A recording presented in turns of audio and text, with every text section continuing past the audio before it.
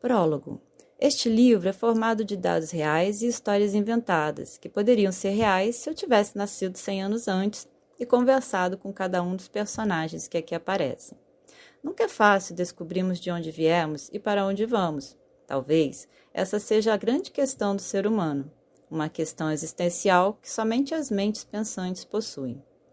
Desde pequena eu tinha essa curiosidade. Ouvia falar de famílias, de imigração, de portugueses e gregos, mas muito pouco ou quase nada se falava de irlandeses. Na verdade, ouvia-se o nome apagado da memória e não se sabia qual a sua origem, muito menos a sua história. Seriam escoceses, ingleses? De onde teria vindo aquele nome que meu avô não colocou em suas filhas, numa clara manifestação de machismo, como se todas as filhas fossem filhas de chocadeira? Muitas hipóteses surgiram a respeito desse apagamento. Eu poderia dizer, como geralmente acontece, que quem conta a história são os vencedores, principalmente os homens brancos, europeus, que tentam, ao longo dos séculos, apagar tudo o que vem a ser confrontado com a sua hipotética história verdadeira. Mas não é assim, ou é assim, dadas as devidas vênias.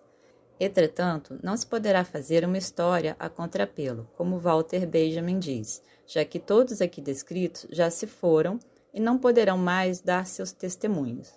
Então, nesse caminho, logo entendemos que na família de Ulisses, Penélope, para ter voz, teria que gritar muito, e mesmo gritando, talvez jamais fosse ouvida. Por isso, essa história das mulheres, e foi por elas, esquecidas e apagadas, que começamos nossas pesquisas. Eu estava no Arquivo Nacional do Rio de Janeiro, pois havia visto, sem querer, uma publicação num jornal antigo que falava da revogação de um certificado de nacionalidade. Era o documento do meu avô, Jorge Croquidax, que tinha tido revogado uma nacionalidade brasileira recém-adquirida. Não descobri o motivo para o ato, entretanto, ao chegar ao museu, tive contato com uma pessoa que me explicou como era o sistema de procura do arquivo, que se baseava no site Family Search. Esse site, feito por adventistas, fez um trabalho fantástico de digitalização de muitos documentos no mundo todo. Aqui no Brasil, muitos documentos que antes estavam em posse das igrejas foram digitalizados e catalogados, o que nos permite achar muita coisa. Eu, não achando o que queria, motivo pelo qual eu havia ido ao Arquivo Nacional, lancei eventualmente o nome McCormick no sistema. O que veio imediatamente foi um atestado de óbito dos anos de 1990, um registro feito em Campo Grande, Rio de Janeiro. Esta pessoa que ali ganhava seu status de morta era minha avó, Antônia, mãe de minha mãe, que por mais de 40 anos esteve desaparecida. Ninguém mais, desde a década de 50, teve notícias dela até o dia do Arquivo Nacional. A notícia provocou um impacto, como acho que deve também ter ocorrido com suas filhas. Entretanto, nenhuma delas falou a respeito. Porém, a mãe que tinha lhes dado a vida e dado muito da forma de ser e de agir no mundo, agora estava ali, como um pedaço de papel numa certidão que dizia o dia de sua morte. Milhões de pensamentos devem ter passado na mente das filhas de Antônia. No entanto, ninguém se deu conta de que aquela mulher que estava ali tinha ficado a maior parte de sua vida e da delas, desaparecida. E por quê? Estava longe, estando perto. O que a teria levado a permanecer desaparecida? Nunca mais, ao menos que se saiba, ela voltou à Ilha Grande. Se estivéssemos falando da distância de um oceano, Europa e Brasil, talvez se justificasse o apagamento, o esquecimento. Porém, falamos de uma distância de 3 horas, mais ou menos, de viagem. O que justificaria isso? Como se deu todo esse processo? O que temos que desvendar?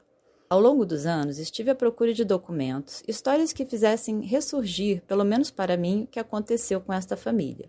Na verdade, posso dizer que a questão é mais complexa que o desaparecimento de minha avó Antônia. Digo desaparecimento, talvez voluntário. Falo de um ramo da família, mas também posso dizer que os outros ramos, dos filhos das irmãs de minha avó e de toda outra gente do mesmo nome, também não têm ideia de quem são seus ancestrais. Eu comecei a pesquisar pelo Arquivo Nacional e depois de consultar o Family Search e ao ler alguns artigos sobre o século XIX, cheguei ao professor Sir Leslie Bethel, que através do Genealogy me deu uma pista muito boa que ao longo do caminho fez muito sentido. Partindo dos papéis encontrados na Irlanda, outras possibilidades se abriram e passei a buscar em jornais, na hemeroteca da Biblioteca Nacional, anúncios com o nome. Encontrei alguns que marcaram para mim a época em que a família começou a existir na Ilha Grande. E através de outro historiador, o professor Eduardo Schonor, fiquei sabendo do inventário de Henry McCormick, guardado no Museu da Justiça do Rio de Janeiro. Com o inventário, eu cheguei ao processo de maioridade de Thomas Henry McCormick e por este tive acesso à árvore genealógica da família. O nome McCormick é derivado de um clã muito grande que migrou da Irlanda para o Canadá, Estados Unidos e para outras partes do mundo, inclusive o Brasil. Estes relatos, que mostram uma linha até chegar aos McCormick da Ilha Grande, estão contidos em papéis encontrados na família Riddles, cuja filha Nanny casou-se com Thomas McCormick e teve 9 filhos e uma filha. Os motivos da imigração eu tento explicar ao longo da história, e tem algumas especificidades que diferem dos que aqui no Brasil ficaram e outros que foram para a Filadélfia e Canadá. A parte mais antiga da história foi pesquisada em inúmeras fontes de todos os tipos, e por se tratar de uma ilha não muito povoada, foi possível chegar às conclusões que chegamos durante todo esse processo. Dentre as questões humanas, também descobrimos as patrimoniais, a propriedade de terras e também de escravos, o enriquecimento e a decadência, a desventura promovida pela morte prematura, que levou a caminhos diversos os membros da família, e as questões de fundo econômico entre os países e que marcam a história mundial até hoje.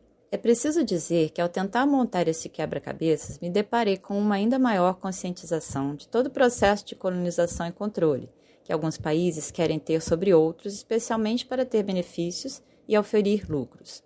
As veias da América Latina continuam abertas, podemos dizer com toda certeza. Todavia, a consciência desse processo não é algo que seja claro para todos. Na verdade, é algo que não se estuda na escola, infelizmente.